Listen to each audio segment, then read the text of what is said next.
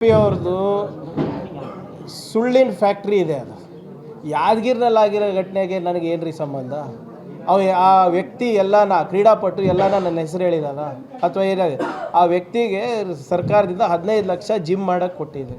ಅವ್ರು ಕೆಲವು ಏನೋ ಒಂದು RTIನಲ್ಲಿ ಏನೋ ಕೇಳಿದ್ದಾರೆ, ಅದು ವಿಳಂಬ ಆಗಿದೆ ಅಂದ್ಬಿಟ್ಟು ಅವರು ಪ್ರತಿಭಟನೆ ಮಾಡಿದರು. ಏನೋ ಪೆಟ್ರೋಲ್ ಸುರಿಸ್ಕೊಳೋಕ್ಕೆ ಹೋಗಿದ್ದಂತೆ ಆ ವ್ಯಕ್ತಿ. ಆ ಪೆಟ್ರೋಲ್ ಕ್ಯಾನನ್ನು ಸೀಸ್ ಮಾಡಿ ಅವ್ರ ಮೇಲೆ ಕೇಸ್ ಹಾಕಿದ್ದಾರೆ. ಇದ್ರೆ ನಾಳೆ ಪೊಲೀಸ್ ಅವ್ರಿಗೆ ತೊಂದರೆ ಆಗ್ತದೆ ಅಂದ್ಬಿಟ್ಟು ಅದನ್ನು ನನ್ನ ಮೇಲೆ ಹಾಕ್ತಾರೆ ಅಂತ ಸುಳ್ಳು ಸುದ್ದಿ ಇದೆಯಲ್ಲ, BJP ಅವ್ರ ಮೇಲೆ ಇವತ್ತು ಕೇಸ್ ಹಾಕ್ತಾ ಇದ್ದೀನಿ. ಇವಾಗ ನಮ್ಮ ಅಧ್ಯಕ್ಷರ ಇದು ಡ್ರಾಫ್ಟ್ ಬರ್ತಾ ಇದೆ, ನಮ್ಮ ಜಿಲ್ಲಾ ಅಧ್ಯಕ್ಷರ ಕಡೆಯಿಂದನೇ ನಾವು ಅಲ್ಲಿ ಅವ್ರಿಗೆ ಕೇಸ್ ಹಾಕಿಸ್ತಾ ಇರೋದು. BJP ಅವರು ಸುಳ್ಳು ಸುದ್ದಿಯನ್ನು ಹಬ್ಬಿಸ್ತಾ ಇದ್ದಾರೆ. ಅವರ ಒಂದು ಕಾರ್ಖಾನೆನೇ ಇದೆ ಇದು. ನಮಗೆ ನೋಡಿ, ಎಸ್ಪೆಷಲಿ ನನಗೆ ಅವರಿಗೆ ಉತ್ತರ ಕೊಡೋಕ್ಕೆ ಆಗ್ತಾ ಇಲ್ಲ.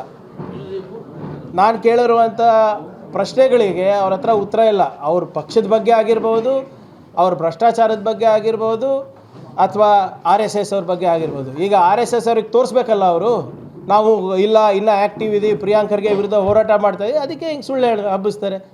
ಪ್ರೂವ್ ಮಾಡಲಿ ನೋಡೋಣ. ರಾಜಕೀಯದ ನಿವೃತ್ತಿ ತಗೋತಾ ಅವ್ರ ಲೀಡರ್ಗಳು ಪ್ರೂವ್ ಮಾಡಿಬಿಡ್ಲಿ ಅವರು. ಈಗಾಗಲೇ ಇದನ್ನು ಈಗಾಗಲೇ ಮಾನ್ಯ ಮುಖ್ಯಮಂತ್ರಿಗಳು ಮಾಧ್ಯಮ ಸ್ನೇಹಿತರಿಗೆ ಎಲ್ಲರಿಗೂ ಹೇಳಿದ್ದಾರೆ.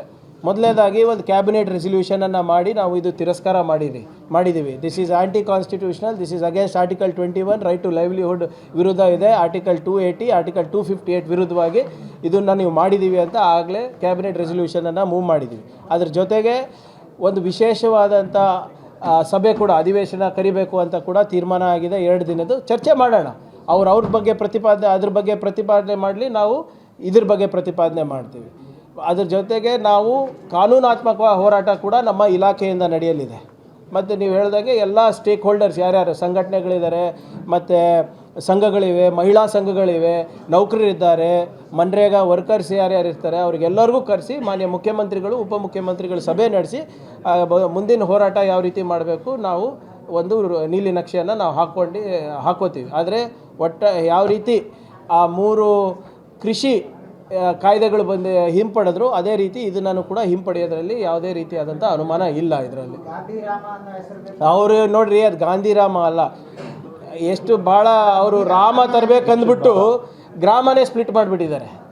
ರಾಮ್ಜಿ, ಆದರೆ ಇದು ಸೀತಾರಾಮ ಅಲ್ಲ, ದಶರಥನ ರಾಮ ಅಲ್ಲ, ಇದು ನಾಥೂರಾಮ ಗೋಡ್ಸೆ. ನಾಥೂರಾಮ್ ಗೋಡ್ಸೆ ತತ್ವ ಯಾವುದು? RSS ತತ್ವ. RSS ತತ್ವದಲ್ಲಿ ಏನಿದೆ? ಬಡವರಿಗೆ ಏನು ಶಿಕ್ಷಣ ಇರಬಾರ್ದು, ನಿರುದ್ಯೋಗದಲ್ಲಿರಬೇಕು, ಧರ್ಮದ ನಶೆ ಕೊಟ್ಬಿಟ್ಟು ಜನರಿಗೆ ಅದರಲ್ಲೇ ತೇಲಾಡಿಸ್ಬೇಕು ಅಂತಿದೆ. ಸೊ ಇಟ್ ಈಸ್, ಇವರು ಸುಮ್ಮನೆ ರಾಮನ ಹೆಸರು ಹೇಳ್ತಾ ಇದ್ದಾರಲ್ಲ, ಇದು ಸೀತಾರಾಮನೂ ಅಲ್ಲ, ದಶರಥ ರಾಮನೂ ಅಲ್ಲ, ಇದಿರೋದು ನಾಥೂರಾಮ್. ಭ್ರಷ್ಟಾಚಾರ ಸಾಧ್ಯ ಆಗಲ್ಲ, ಅದಕ್ಕೆ ಕಾಂಗ್ರೆಸ್ ವಿರೋಧ ಮಾಡ್ತಾ ಇದ್ದಾರೆ. ಆದರೆ ಈಗ ಪ್ರಧಾನ ಮಂತ್ರಿ ಕೌಶಲ್ಯ ವಿಕಾಸ್ ಯೋಜನೆಯಲ್ಲಿ 14,500 ಕೋಟಿ ರೂಪಾಯಿ ಭ್ರಷ್ಟಾಚಾರ ನಡೆದಿದೆ ಅಂದ್ಬಿಟ್ಟು CAG ರಿಪೋರ್ಟ್ ಇದೆ. ಅಂದರೆ ಇವರು ಇಲಾಖೆ ಬಂದ್ ಮಾಡ್ತಾರಾ? ಈಗ ನಿಮ್ಗೆ ನೆಗಡೆ ಬಂದಿದೆ, ಶೀತ ಬಂದಿದೆ ಅಂದ ತಕ್ಷಣ ನೀವು ಮೂಗು ಕುಯ್ಕೋತೀರಾ, ಪರಿಹಾರ ಹುಡುಕ್ತೀರಾ. ಆಮೇಲೆ 12 ಕೋಟಿ ಜನ ಪ್ರತಿ ದಿನ 12 ಕೋಟಿ ಜನ ಪ್ರತಿದಿನ ಕೆಲಸ ಮಾಡ್ತಾರೆ. ಇದರಲ್ಲಿ ಕೋಟ್ಯಾಂತರ ದಿನದ ಮಾನವ ದಿನಗಳು ಸೃಷ್ಟಿ ಆಗ್ತದೆ. ಲಕ್ಷಾಂತರ ಏನು ನಿಮ್ಮ ಗ್ರಾಮೀಣ ಮಟ್ಟದಲ್ಲಿ ಆಸ್ತಿ ಸೃಜನೆ ಆಗ್ತಾ ಇದೆ. ಸಣ್ಣ ಪುಟ್ಟ ಏನಾದರೂ ಕಂಪ್ಲೇಂಟ್ ಬರೋದು ಸಹಜ ಅಲ್ಲ. ಆಯಿತು, ಈಗ ಇದು 20 ವರ್ಷ ಆಯಿತು, ಇವ್ರು ಬಂದು 11 ವರ್ಷ ಆಯಿತು. 11 ವರ್ಷ ಭ್ರಷ್ಟಾಚಾರ ನಡೀತಾ ಇದ್ರೆ ಇವ್ರನ್ನ ಕತೆ ಕಾಯ್ತಾ ಇದ್ರಾ? ಅಥವಾ ಇವ್ರಿಗೆ ಪಾಲು ಹೋಗ್ತಾ ಇತ್ತಾ? ಏನು ಪಾಲು ಕಮ್ಮಾಗಿದೆಯಾ? ಈಗ ಏನು 11 ವರ್ಷ ಏನು ಮಲ್ಕೊಂಡಿದ್ರೇನ್ರಿ ಇವರು?